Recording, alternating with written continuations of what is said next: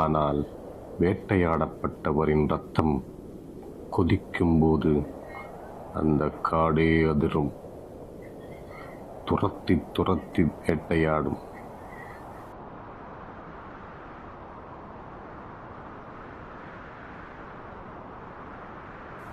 அன்பிற்காகவும் பாசத்திற்காகவும் அந்த இரத்தம் எதையும் செய்யும்.